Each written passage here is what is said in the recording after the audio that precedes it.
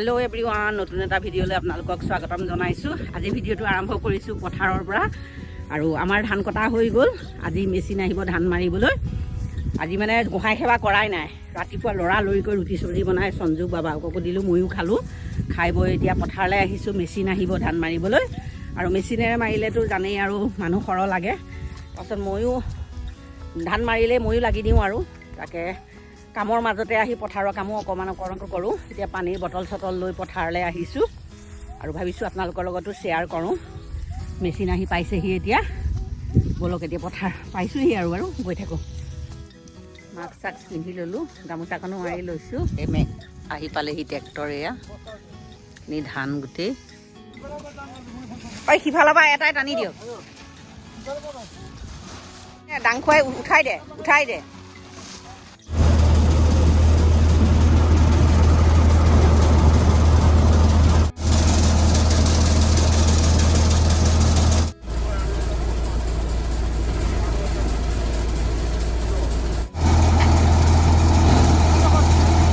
আমাৰ ধান মৰা হৈ গ'ল। ধানখিনি মানে পথাৰ একদম পানী হৈ থকাৰ কাৰণে মানে ধানখিনি আকৌ কঢ়িয়াবলগীয়া হৈছে। ইমান কষ্ট হৈছে নহয়, পানী ওলাই গৈছে। মোৰ মূৰ ঘূৰাই গ'ল। এতিয়া ধানখিনি ফাইনেলি মৰা হৈ গ'ল। এতিয়া আকৌ ট্ৰেক্টৰত ঘৰলৈ নিব লাগিব। এভাগ ধান সিফালে ভৰাই আছে, আমাৰ এওঁ সিফালে লাগি আছে, জীৱন দা এয়া বহি আছে। মোৰ একেবাৰে পানী খাই চাহ খাই তেতিয়াহে গাটো, এতিয়াও মানে কপনি মৰাই নাই, একেবাৰে ভাগৰ লাগি গ'ল। খেতি কৰা কম কষ্ট নহয়, খেতি কৰাইহে জানে খেতি কেনেকুৱা হয়। চাহ খাই অকণ সময় বহি লৈছোঁ। একেবাৰে ধানবিলাক মানে সৰু তাৰ পৰা কঢ়িয়াবলগীয়া হৈছে। আৰু এই লিকত গোটেই পানী ওলাই গৈছে। ট্ৰেক্টৰ মানে সোমাব পৰা নাই। যেনে তেনেকৈ সোমাই পেলাই মানে ধানখিনি মৰা হ'ল আৰু মোৰ একে মূৰ ঘূৰাই গ'ল। মানে এনেকুৱা লাগিলে। পানী খাই চাহ তাহ খাই মেলি অকণ বহি ল'লোঁ।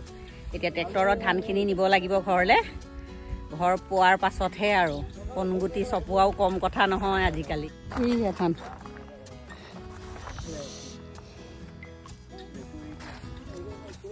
ধানবিলাক চব বস্তাত পেক কৰা হ'ল। এতিয়া ট্ৰেক্টৰ আহি পোৱা নাই ঘৰলৈ নিবলৈ। গামলা চামলা এয়া লৈ এতিয়া ঘৰলৈ আহি আছোঁ। ভাত বনোৱাই নাই, 12টা বাজি গ'ল। এতিয়া 12টা মানে 1টাই বাজিব হ'ল নেকি, ঘড়ী চোৱা নাই, মোবাইলটো চোৱা নাই। তাকে এতিয়া ঘৰলৈ যাওঁ। ভাগৰো লাগিছে বা বহুত কষ্ট হ'ল আজি একেবাৰে। পথাৰখন মানে মাটিবিলাক ভালকৈ শুকোৱা নাই। ট্ৰেক্টৰ মানে আনিব পৰা নাই, একেবাৰে চকাবিলাক বহি গৈছে, পানী ওলাই গৈছে। সেইকাৰণে দুবাৰ ধানটো মানে ওৰ পৰা তলৈ কঢ়িয়াবলগীয়া হ'ল। একেবাৰে ভাল কষ্ট হ'ল আৰু এতিয়া ট্ৰেক্টৰত ধানখিনি ঘৰ পোৱাই ল'ব পাৰিলে আৰু ধানৰ ভেজালটো নাথাকে। আঁতৰৰ ধানবিলাক লাহে ধীৰে আহিব, সেইখিনিত ইমান মূৰ মাৰিব নালাগে। এতিয়া গৈ থাকোঁ। সঞ্জু লাগিছে, বাবাকো লাগিছে। এতিয়া ট্ৰেক্টৰৰ পৰা ধান মাৰি হেল্ল' এভৰিৱান, পথাৰৰ পৰা আহি গা পা ধুই কাপোৰ কানি মেলি ধুমধাম ভাত বনাবলৈ আহিছোঁ। ৰাতিপুৱা মানে পথাৰলৈ যাওঁতেই মাটি দালি আৰু ৰাজমাহ কেইটামান তিয়াই থৈ গৈছিলোঁ।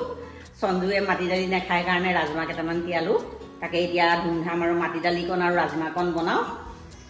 এইকেইটা ৰাজমাহ, এয়া মাটি দালিকণৰ মই ধুই পখালি বাকলি গুচাই লৈছোঁ। মাটি দালিত আজি কণ বিলাহীয়ে বাৰী চুকৰে হয়, টাব এটা থৈছিলে। কণ বিলাহী, আদা নহৰু আৰু জলকীয়া, আৰু এইখিনি বিলাহী, পিঁয়াজ, আদা নহৰু জলকীয়া এইখিনি পেষ্ট এটা বনাই লওঁ ৰাজমাহ দিবৰ কাৰণে। প্ৰথমতে এইখিনি সিজাই লওঁ। ৰাজমাহখিনি মই ধুনীয়াকৈ ধুই পখালি ল'লোঁ আৰু আলু এটা দিছোঁ। এইখিনি 5-6টি চিটি লগাই লওঁ প্ৰেছাৰ কুকাৰত। জোখ অনুযায়ী নিমখটো দি দিছোঁ, দি দিছোঁ। এইখিনি 6 চিটিমান লগাব লাগিব, তেতিয়াহে সিজিবগৈ। ৰাজমাহৰ গ্ৰেভিত দিবলৈ গোটেই আদা নহৰু বিলাহী গোটেই পেষ্টখিনি মিক্সিত পিচি ল'লোঁ। গ্ৰেভি মছলাখিনি বাতি এটাতে উলিয়াই ল'লোঁ। এতিয়া মই ইয়াতে গুড়া মছলাখিনি এড কৰিম। জিৰা পাউডাৰ সৰু চামুচৰ 1 চামুচ দিছোঁ। ধনিয়া পাউডাৰ সৰু চামুচৰ 1 চামুচ। কাশ্মীৰী ৰেড চিলি আধা চামুচ দিছোঁ। আধা চামুচ চেনি দিছোঁ। ৰাজমাহত মানে চেনিটো দিলে খাই ভাল লাগে। এই গোটেই মছলাখিনি মিক্স কৰি দিছোঁ। এনেকৈ গ্ৰেভি মছলাটো আগতে এনেকৈ বনাই ল'লে, গোটেইখিনি মিক্স কৰি ল'লে পটককৈ হয়, বনাবলৈ বেছি সময়ো নালাগে। এতিয়া পূৰা ৰাজমাহৰ গ্ৰেভি মছলা মোৰ ৰেডি। ৰাজমাহ দিবলৈ পনীৰ কেইডোখৰমান লৈছোঁ, নিমখ আৰু হালধি দিছোঁ। যিটো গ্ৰেভি মছলা কৰিছিলোঁ সেই তাৰে অকণমান দি পনীৰ কেইডোখৰত অকণমান সানি দিওঁ। পিছত কেৰাহী এখন বহাই দিছোঁ। কেৰাহীখন অকণমান গৰম হৈছে, তেল দি দিছোঁ। তেলখিনি আমাৰ গৰম হ'ল, পনীৰ কেইডোখৰ ভাজি লওঁ।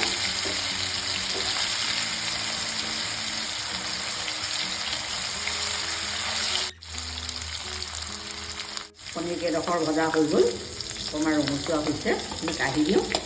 পনীৰ ভজা তেলতে শুকান জলকীয়া এটা, জিৰা আৰু তেজপাত দি দিছোঁ। এতিয়া মিক্সিত যোনখিনি গ্ৰেভি মছলা পিচিছিলোঁ সেইখিনি দি দিছোঁ। এতিয়া মছলাখিনি যেতিয়ালৈকে একদম ধুনীয়াকৈ ভাজ খাই নাযায় এইখিনি ভাজি থাকিম। মছলাখিনি আমাৰ পূৰা ভাজ খাই গ'ল, একদম তেল এৰি দিছে। বইল কৰি লোৱা আলু আৰু ৰাজমাহখিনি দি দিছোঁ। এতিয়া লগে লগে পনীৰ কেইডোখৰো দি দিছোঁ। কেইডালমান ধনিয়া পাত আছিলে, ইয়াত পৰি গ'ল, সেইকাৰণে ধনিয়া পাত দিয়া নিচিনা আছে, কিন্তু ধনিয়া পাত মই দিয়া নাই। ঢাকনাখন লগাই দিছোঁ।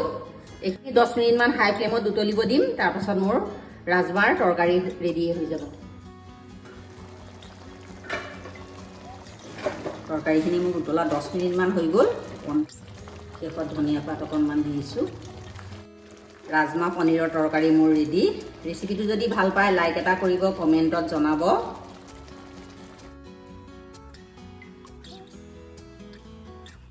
মাটি দালিখিনি প্ৰেছাৰ কুকাৰ এটাতে দি দিছোঁ। নিমখটো জোখ অনুযায়ী একেবাৰে দি দিছোঁ। হালধিটোও দি দিছোঁ। ঢাকনিখন মাৰি দিছোঁ। গেছত বহাই দিওঁ, 3টা চিটি মাৰিলেই এইখিনি দালি ধুনীয়াকৈ সিজি যাব। দালিকণ তেল মাৰিবৰ কাৰণে গেছত কেৰাহী এখন বহাই দিছোঁ। কেৰাহীখন গৰম হৈছে, তেল দি দিছোঁ। তেলখিনি আমাৰ গৰম হৈ গ'ল। এতিয়া নহৰু কেইটামান দি দিছোঁ। নহৰুখিনি অকণমান ৰঙচুৱা হ'ব ধৰিছে। এতিয়া কণ বিলাহী কেইটা, আদা অকণমান জলকীয়া এটা দি দিছোঁ। বিলাহীখিনিও ধুনীয়াকৈ সিজি গৈছে। সিজাই লোৱা মাটি দালি দুখন দি দিছোঁ। এইখিনি এতিয়া মই 10 মিনিটমান উতলিবলৈ দিম। কণ বিলাহী দিয়া মাটি দালি তৰকাৰী ৰেডি। শেষত ধনিয়া পাত অকণমান দি দিছোঁ। ধনিয়া পাত কম আছিলে কাৰণে কেইডালমানহে দিছোঁ।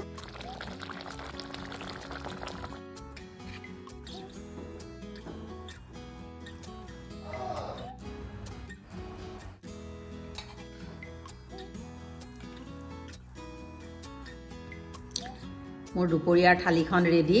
মোৰ দুপৰীয়াৰ থালিখন কেনে পালে জনাব আজি। থালিখন যদি ৰেচিপিকেইটা ভাল পালে লাইক এটা কৰিব, কমেণ্টত জনাব। ভাতকেইটা লৰালৰিকৈ বনাই বাবাকে সঞ্জুকে খাবলৈ দিছোঁ, ময়ো বাঢ়ি লৈছোঁ।